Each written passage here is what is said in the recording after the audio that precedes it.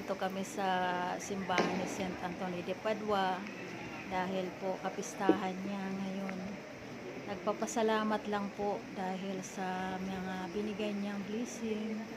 Saint Anthony de Padua, maraming salamat po. At ang mamahal na Panginoong Jesus. Yan, ito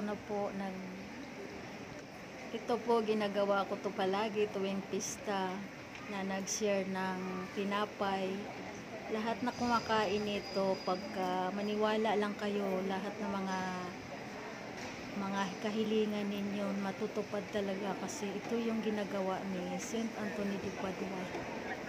Maraming salamat po, mahal na Panginoon, sa mga binigay niyong blessing sa pamamagitan ni Saint Anthony de Padua. Maraming salamat po sa lahat ng mga blessing.